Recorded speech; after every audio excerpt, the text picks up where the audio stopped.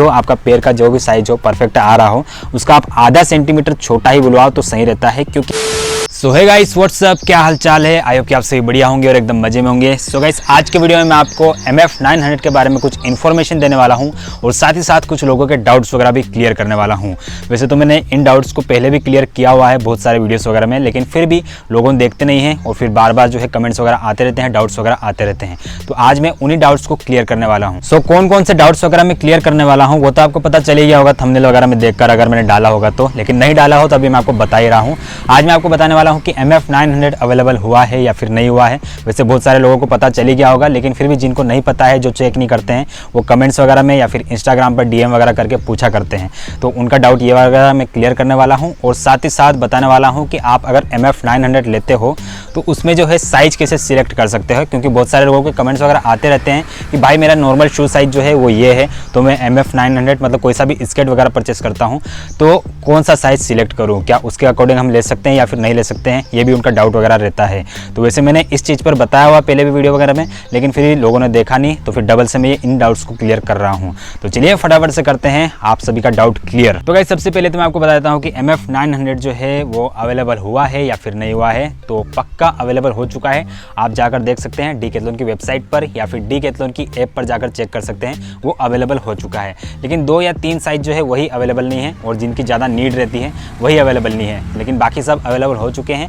लेकिन फिर भी वो भी बीच बीच में अवेलेबल होते रहते हैं, जो साइज अभी अवेलेबल नहीं है वो भी होते रहते हैं। आप चेक करा करोगे तो आपको पता चलेगा। वैसे नोटिफिकेशन आ जाता है, वो मैं आपको बताता हूँ मेरे मोबाइल की स्क्रीन पर ले जाकर किस तरह से आपको देखना है और किस तरह से नोटिफिकेशन का ऑप्शन आप ऑन कर सकते हैं अगर वो वाला साइज अवेलेबल हो जाता है। तो देखो गाइस, ये है MF900 और इसके यहाँ पर जो आप साइज देख सकते हैं सभी अवेलेबल हो चुके हैं लगभग। बस 3 साइज अवेलेबल नहीं है यहाँ पर, 6.5, 9.5 और 11 साइज यहाँ पर अवेलेबल नहीं है। लेकिन अगर आपको इनका नोटिफाई चाहिए, जब भी आप ये अवेलेबल होते हैं तब आपको नोटिफिकेशन मिल जाए ऐसा आप चाहते हैं, तो यहाँ पर आपको क्या करना है, इन साइज के नीचे जो लिखा हुआ है नोटिफाई लिखा हुआ है वहाँ पर आपको क्लिक करना है और उसके बाद में आपको यहाँ पर आपकी ईमेल आईडी शो करेगा और फिर नोटिफाई मी पे आपको क्लिक कर देना है। तो यहाँ पर जो है आपको नोटिफिकेशन पहुँच जाएगा जब भी ये अवेलेबल होते हैं तब। तो इस तरह से आप नोटिफिकेशन ले सकते हैं जब ये साइज़ वगैरह अवेलेबल हो जाते हैं। अगर अभी आपका जो साइज़ अवेलेबल नहीं है तो आपको वेट करना पड़ सकता है, लेकिन बाकी सब जो दूसरे साइज़ हैं उनमें से आपका साइज़ है तो आप ले सकते हैं। लेकिन यहाँ पर भी फिर डाउट रहता है आपका कि कौन सा साइज़ सिलेक्ट करें अपने अकॉर्डिंग, अपने नॉर्मल शू साइज़ के अकॉर्डिंग करें या फिर दूसरा कोई सा करना रहता है स्केट्स वगैरह में। तो गाइस, अगर आपको परफेक्ट साइज़ में स्केट्स परचेस करना है तो आपको साइज चार्ट में जाना ही पड़ेगा। वहाँ पर आप अपने अकॉर्डिंग चूज़ कर सकते हैं अपने साइज वगैरह को।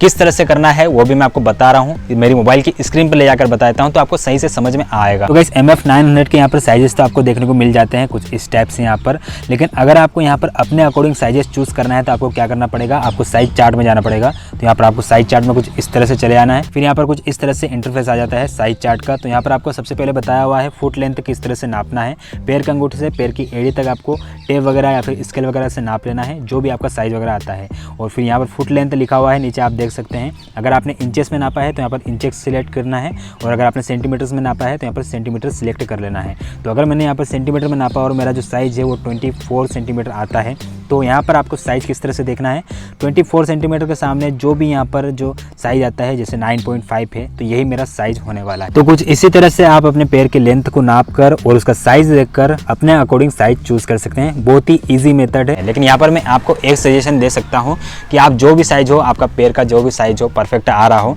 उसका आप आधा सेंटीमीटर छोटा ही बुलवाओ तो सही रहता है। क्योंकि वहाँ पर जो है आपका जो पैर है कुछ दिन चलाओगे स्केट्स वगैरह तो वहाँ पर जो है नॉर्मल साइज़ लोगे, अगर फिक्स साइज़ लोगे तो थोड़ा लूज़ लगने लग जाएंगे स्केट्स वगैरह। लेकिन अगर आप थोड़ा छोटा साइज़ लेते हैं तो शुरुआत में थोड़ा टाइट लगता है, लेकिन आप धीरे धीरे जैसे चलाया करते हो वैसे वैसे आपका जो है पैर कंफर्टेबल हो जाता है, मतलब जो लाइनर है वो फिट हो जाता है आपके पैर में, आपके पैर के अकॉर्डिंग। तो आधा सेंटीमीटर जो है वो थोड़ा छोटा लोगे तो ही सही रहता है। तो गाइस यार, यही कुछ डाउट्स वगैरह मेरे पास आते रहते थे कि MF900 अवेलेबल हुआ है या फिर नहीं हुआ है, या फिर MF900 परचेस करना है तो साइज चार्ट कैसे सिलेक्ट करूं, मतलब साइज कैसे सिलेक्ट करूं। तो ये सब मेरे पास कमेंट्स वगैरह आते रहते थे, DMs वगैरह आते रहते थे, डाउट्स वगैरह आते रहते थे। तो मैंने यार सोचा यार इस पर एक डिटेल वीडियो ही बना देते हैं तो लोगों का सही रहेगा, मतलब उनके लिए भी हेल्प हो जाएगी और मेरा भी जो कंटेंट बन जाएगा, कुछ ही बोल रहा हूँ। तो आई होप कि आप सभी का डाउट वगैरह क्लियर हो गया होगा कि MF900 अवेलेबल हुआ है या फिर नहीं हुआ है, या फिर उनका साइज वगैरह कैसे सिलेक्ट करना है स्केट का, वो भी आपका डाउट वगैरह क्लियर हो गया होगा। लेकिन फिर भी कुछ डाउट हो, दूसरा कोई सा डाउट हो तो मुझे कमेंट जरूर करना, मैं इस तरह का वीडियो फिर से बना दूंगा। तो गाइस यार, आज के वीडियो में इतना ही और मिलते हैं नेक्स्ट वीडियो में कहीं रिस्क नहीं करते हुए, व्लॉगिंग करते हुए या फिर इसी तरह से आपके लिए नए नए इन्फॉर्मेशन लाते हुए या फिर आपके डाउट्स वगैरह क्लियर करते हुए। तो बाय गाइस।